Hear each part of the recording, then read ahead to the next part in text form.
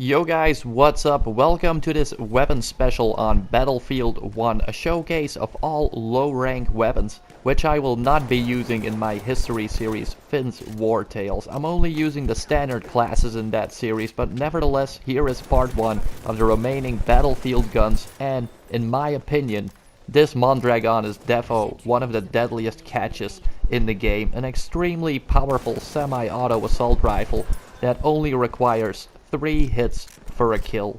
A beast.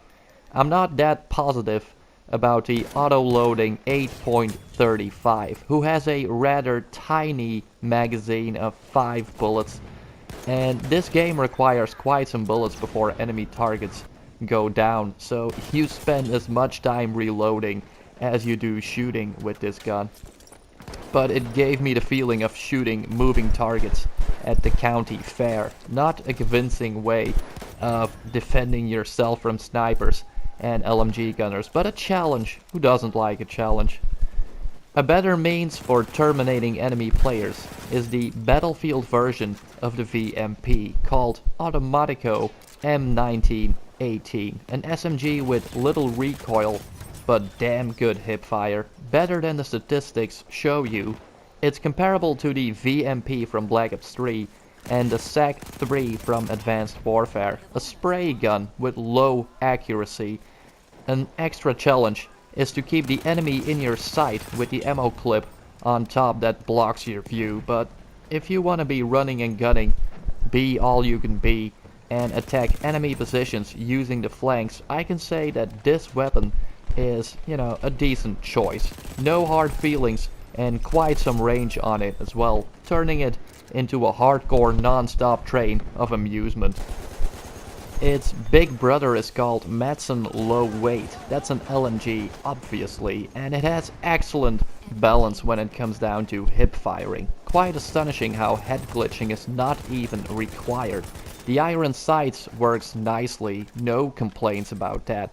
Also, no complaints about the magazine capacity this time. It handles well, but even more space is blocked by the clip at all times. It blocks the right side at all times and switches to the left as soon as you aim downside. But it's not as terrible as the Atlas 20mm from Advanced Warfare. But it takes a bit of skill to operate it naturally.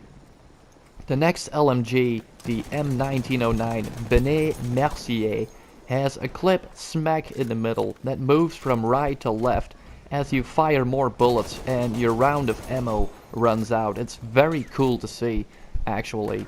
And this one needs a few more hits to put an enemy player down. It can be compared to the Automatico SMG when you look at damage, but overall a quite pleasing specimen. Not bad at all, but the Madsen and the Lewis gun defo have more spice. But when it comes down to handling and using a weapon for active movement, playing to win and find as many enemies as possible, I would recommend the Benet Mercier. But again, it takes a bit of skill to get used to it. But defo the best iron sights so far. And some people don't like the LMGs in Battlefield. Well, I don't hate them, to be honest.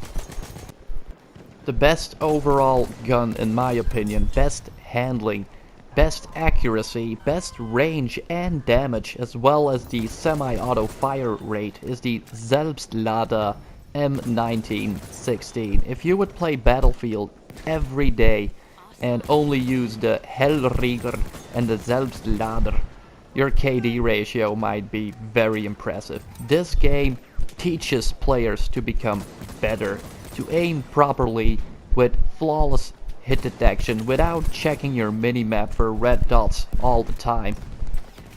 So really the question is, can normal players and newbie players have fun on BF1? Yes, with the M1907 SL Sweeper, which can be switched to full automatic fire. And therefore it's a blessing for low experienced players or newcomers who have difficulties playing with semi-auto assault rifles with iron sights.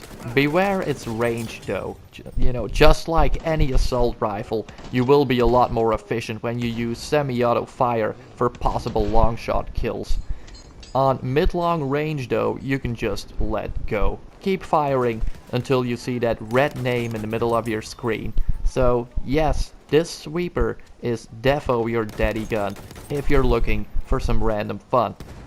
And if you still don't have what it takes to adjust to the iron sights on all the weapons, if you still need help from an optic, just go for the optical version of the MP18, a gun that is also available as a standard issue with iron sights. That's the MP18 French, so it's the same old bumpy gun, heavy recoil, comparable to the nerfed version of the Vesper, and not as good as the Hellrieger, but we'll see that one on the next video. And after that, it's time to dive into history with World War I, the interwar period, and World War II in a series called Finn's War Tales. Thanks for watching, and I'll see you on the next one, guys. Peace!